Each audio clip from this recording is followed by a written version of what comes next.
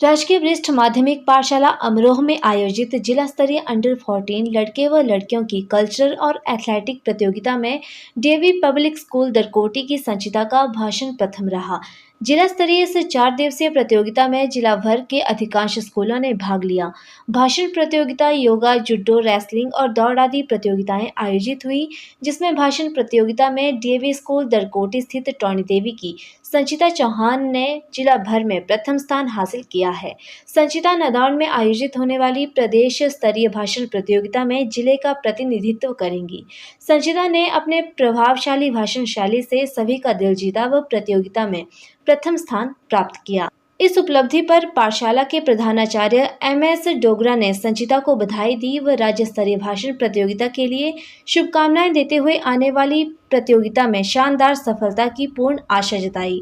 इसके साथ ही शिक्षिका ऋतुबाला सीमा कुमारी को उनके योगदान के लिए भी बधाई दी। नैतिक मूल्य ही है शिक्षा का आधार, नैतिक मूल्य ही है शिक्षा का आधार, इन नैतिक मूल्यों का शिक्षक ही है सूत्रधार।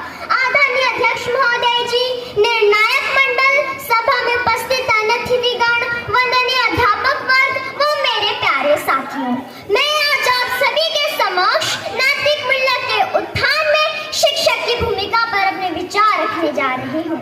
शिक्षक राष्ट्र व सुसंस्कृत समाज का निर्माता होता है। वह विद्यार्थियों को नैतिक मूल्यों को सिखाने के लिए एक महत्वपूर्ण भूमिका निभाता है। मान्यवर, सबसे पहले तो मैं आपको बताना चाहती हूँ कि नैतिक मूल्य ऐसे मूल्य हैं जो व्यक्ति और समाज को आदर्श बनाते हैं, जैसे सत्यनिष्ठा, न्याय, दया, करुणा, सम्मान, ईमानदारी, सहानुभूति, सहयोग, स्वतंत्रता आदि। यही मूल्य व्यक्ति को तय करने में मदद करते हैं कि क्या सही है और क्या गलत है। यही मूल्य व्यक्ति के चरित्र के गुण होते हैं। इनका पालन करके व्यक्ति एक अच्छा इंसान बनता है और एक अच्छे समाज का निर्माण करता है।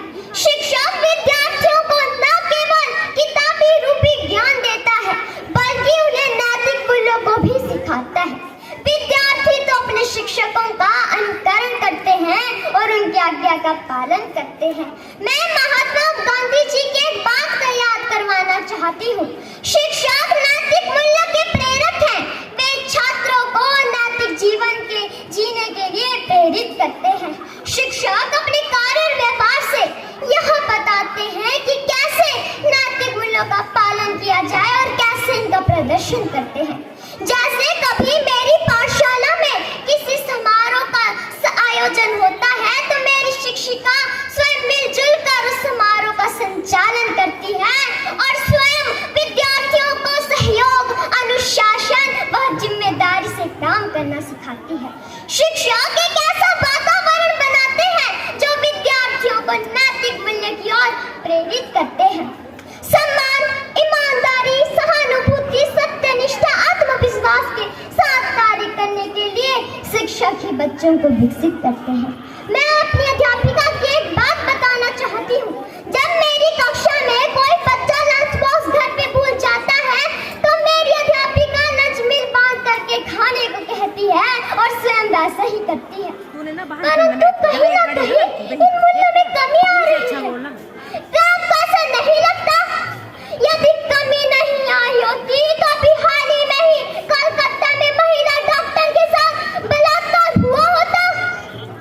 ऐसे करते हुए दोषियों को बिल्कुल भी दया नहीं आई। महात्मा बुद्ध जी का कहना था, दया और करुणा के बिना सब कुछ सूखा है, सब कुछ। मानवर, पेपर लीक होना तो एक आम बात बन चुकी है। ऐसे में सच्चाई और ईमानदारी कहाँ चली गई है? भ्रष्टाचार के मामले बढ़े ही जा रहे हैं। ऐसे में सत्यनिष्ठा कहाँ खो गई है? यही परिणाम होता है नैतिक मूल्यों की कमी का। इनका इसीलिए इस स्थिति में नैतिक मूल्यों को बढ़ाना आवश्यक है, अति आवश्यक है। इसीलिए शिक्षकों को स्वयं आदर्श बनना होगा ताकि सभी छात्र रूपी बोध तैयार हो सके।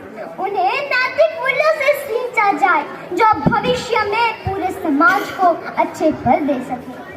मैं महान दार्शनिक अरिस्टो गांधी के शब्दों को याद करवाना चाहती हूँ। नैतिक मूल्यों के बिना ज्ञान विनाशकारी हो सकता है। अंत में मैं बस यही कहना चाहूंगी, महोदय चित्रकार चाहे तो वह रंगों से तस्वीर बना सकता है। शिक्षक अगर चाहे तो वह विद्यार्थी की तकदीर बना सकता है। जुनून हो मंजिल पाने का तो कारवा बन ही जाता है।